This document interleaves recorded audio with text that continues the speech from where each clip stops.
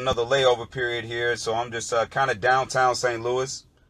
And I'm just sitting here looking out the window, man. I call them windshield meditations.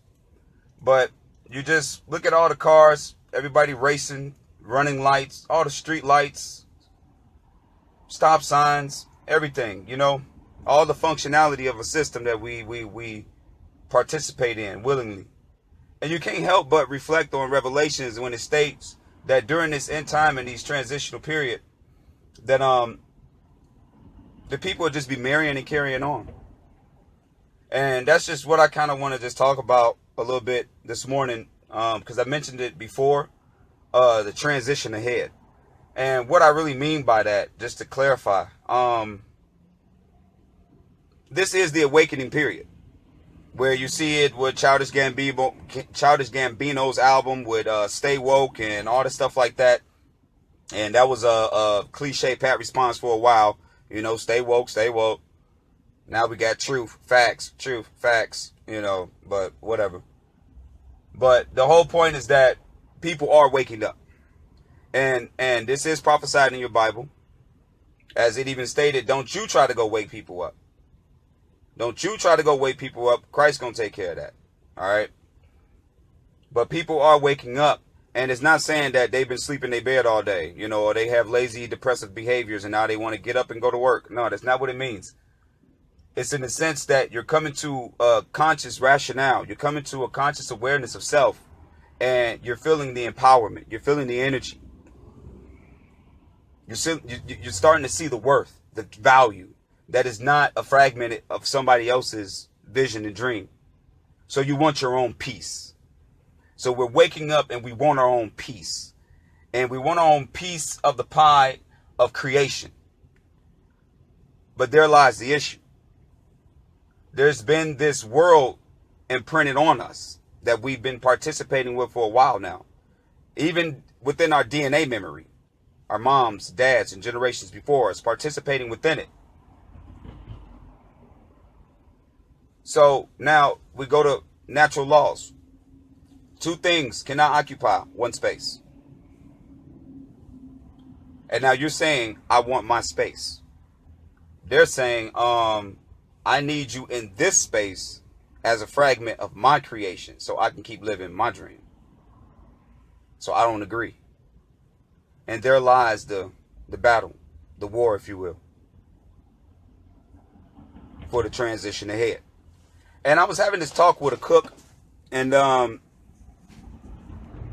mentioning how things can possibly get bad. And there's a lot of people talking about going to Canada, leaving the country, so on and so forth. And he made a statement saying that he feels that be that as it may, that things will get better in the U.S. before they get better anywhere else. And I said, I can see that argument, but there's still form and function. There's still a process to everything. And even if I came in your house and I said I wanted to fix your plumbing, I wanted to improve your plumbing, what's the first thing I have to do? Cut your water off. So if I want to improve something, you got to shut down. You got to end its current state in order to transition to that of which is new. And it's that transition that I'm talking about, whether or not people are properly preparing from the inside.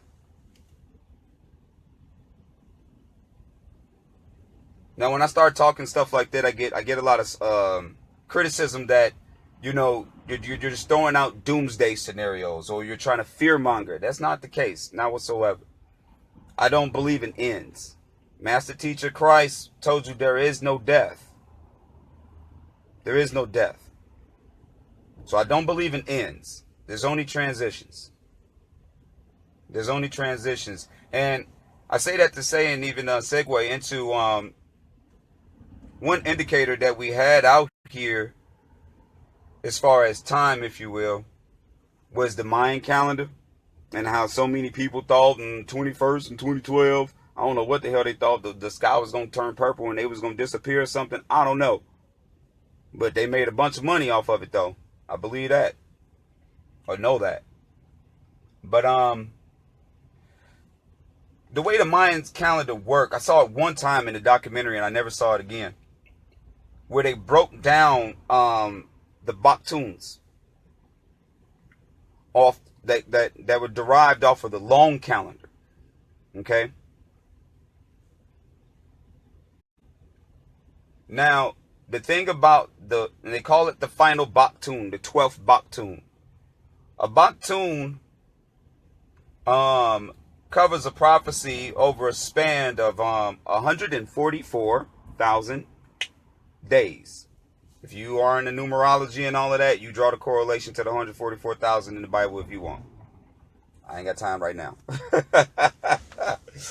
But that's why I'm just talking to you about it, man. But a Baktun is 144,000 days, which equates to a little bit under 400 years.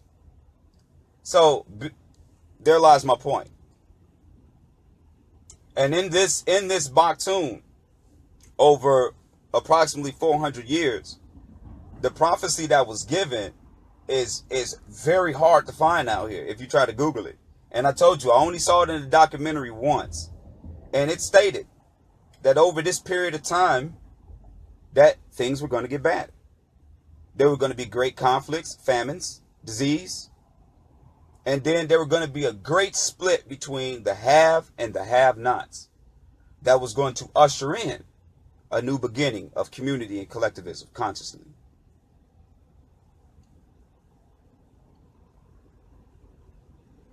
So there it is. It's like over this period of 400 years. And also, there's your interpretation. If you've seen a little snippet of Jay-Z and Beyonce's video that showed like a movie, and it showed you over a span of 400 years.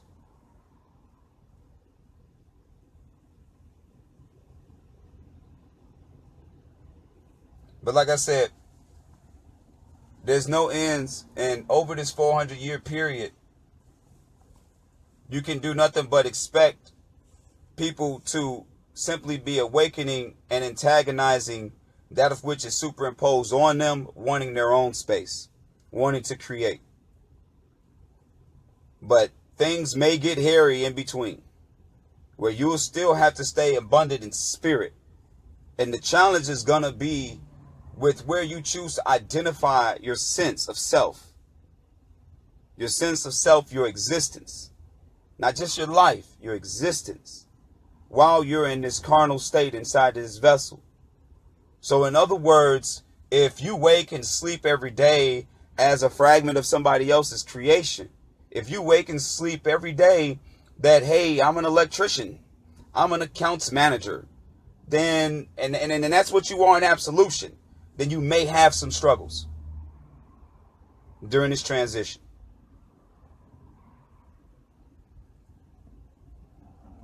Because if one's identification is on that level, unfortunately, what you possess is a personified soul. Meaning that you're walking, thinking, talking, feeling as a person.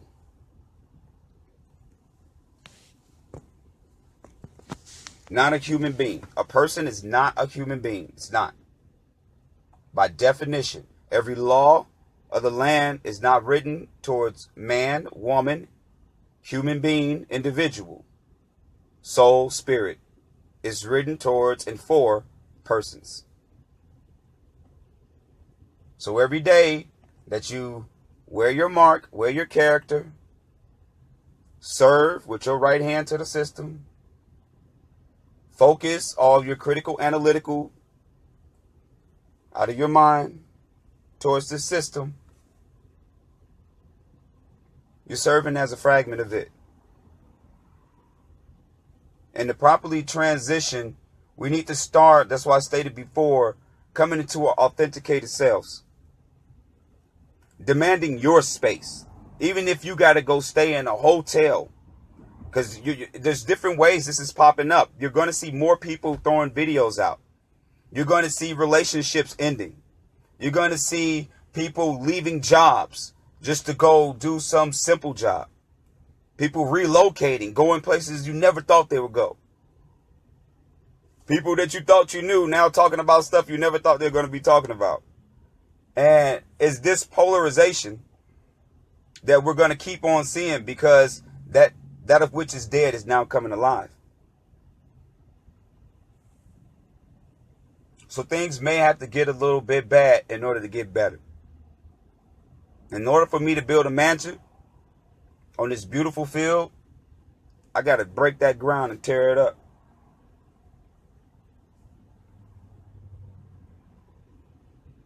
So this is all I'm referring to when I mention the transition ahead and sort of what to expect. I can't tell the future, and I don't try to.